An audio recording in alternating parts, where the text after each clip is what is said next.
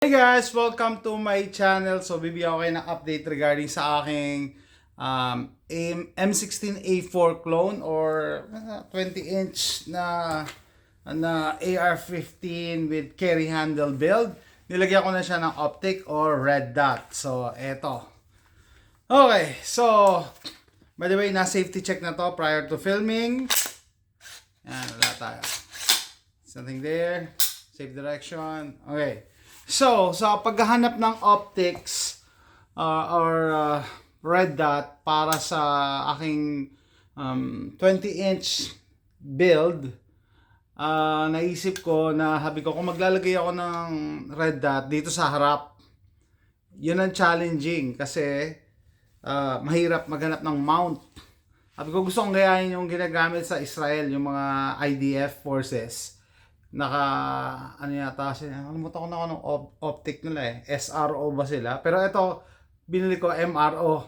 Sabi ko paano mas malaki MRO, pero yan. And then nung unang dumating yung MRO, sabi ko nako trouble kasi mukhang mabigat, baka lumundo.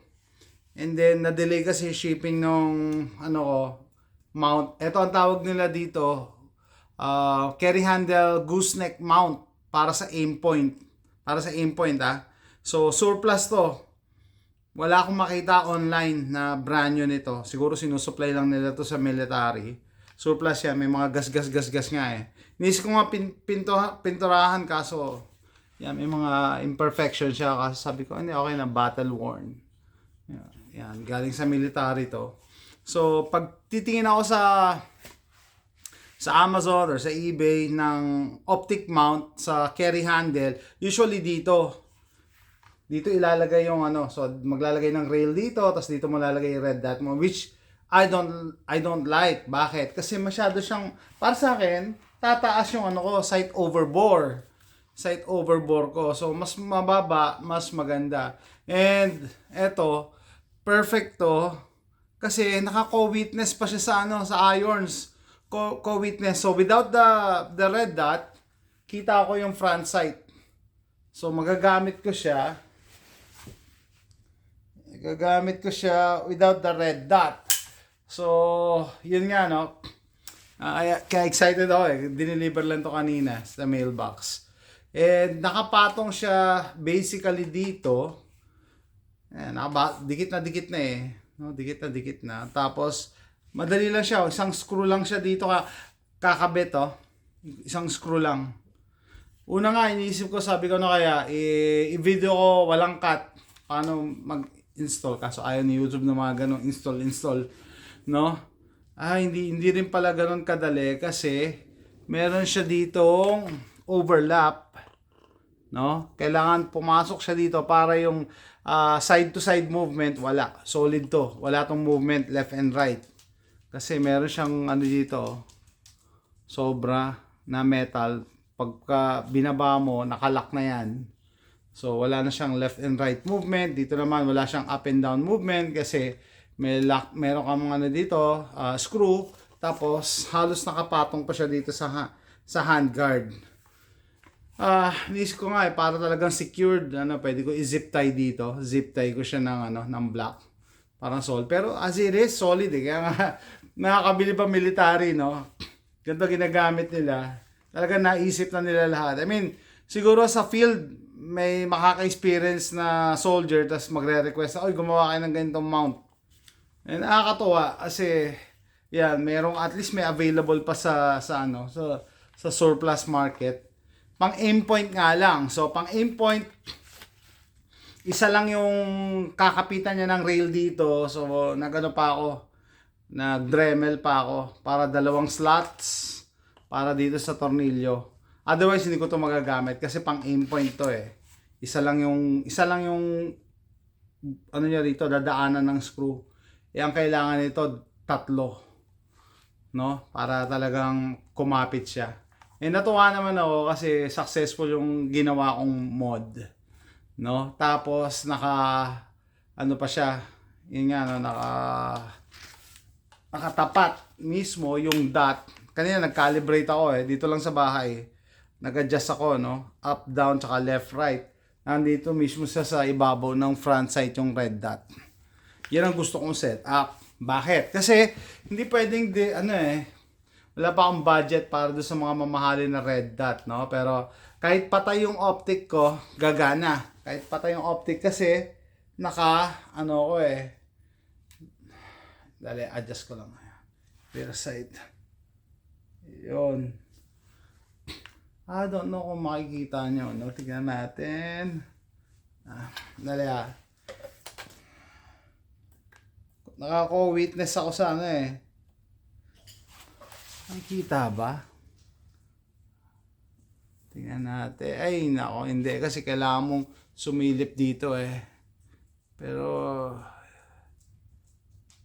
I don't know. Hindi makikita yan. Kasi kailangan mong sumilip Kailangan mong sumilip para makita mo. Yun. So, ayan. Masaya na ako dito sa setup na to. Ito na. So, may nagko-comment, no? Dahil 20 inch yan. Maganda yan lagyan ng scope.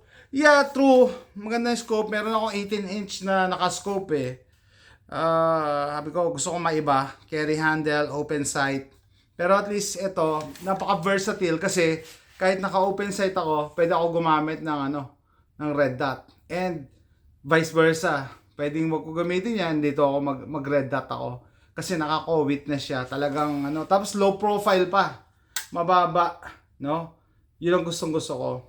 Okay? And then may nag-comment pa dahil 20 inch daw to, syempre mas mataas ang FPS, pwede mag-penetrate sa mga sa armor, depende. Hindi ko pa na-check yan, pero tama, no? The longer the barrel, syempre mas mataas ang FPS mo, 'di ba? Mas malayo ang range, and syempre dagdag sa power ng rifle ng bala, makakadagdag din sa penetration. So ito, hampas lupa build, low cost build lang na ginawa ko. So sling, yung carry handle, yun lang dinagdag ko dito. Yan nga, sling mount. Tapos ito, MRO 3G Con. No? Masaya ako kasi natupad yung ni-imagine ko na setup, na naka-co-witness siya sa irons. Sabi ko pa nga, pwede ko ting gawin to yung katulad nung kay Lottrell sa Lone Survivor na setup. Naka-scope naman siya and everything. Rattle can lang pipaintan mo, tapos kokopyahin mo lang yung setup niya rin. Pero eto, okay na ako sa ganito. SHTF rifle, madaling bitbitin. May sling, libre yung kamay ko, magagamit ko pa yung kamay ko habang tumatakbo. Tapos, pag kailangan ko na mas accurate na shot, gagamit ako ng red dot. Ayan.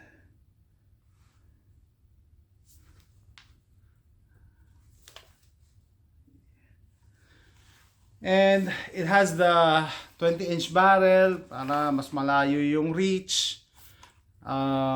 Accuracy wise, proven na ang mga heavy barrel, no? Yan, heavy barrel, matibay yan sa heat. And eto, bayonet mount to. Hinanap ko pa yung bayonet ko para subukan ko i-attach dito. Talagang fully loaded na. Wala ka na mahihiling pa. And hindi ko lang napakita yung likod pala nito na bubuksan, no? Malaki yung space na yan. Pwede kang maglagay dyan ng cleaning kit or extra bala. Usually nilalagay ko extra na bala para just in case maubusan, last few rounds meron ka, no? Madali lang yan. Ito yung trapdoor niya, Tapos bubukas na yan. Okay? And na-mention ko dati, nung binild ko to, Anderson lower. Nagsara na ang Anderson. Anderson sarado na, kaya tawag dito. Memorable na para sa akin. Depende kung buhayin ng Ruger. Ruger ba nag-take over sa Anderson? Yeah.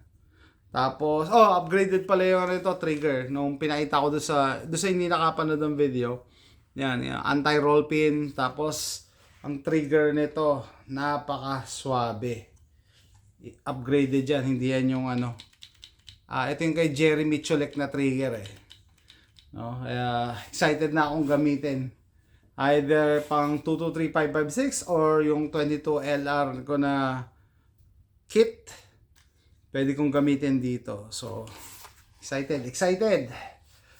Na ano na yung pang ano ko, inimagine ko na ano, IDF na setup. You know, pang Israeli. IDF setup. Yan. Simple lang, hindi ganoon ka-expensive, pero namasaya ako dito. Saya. That's it guys. Thanks for watching. Bye.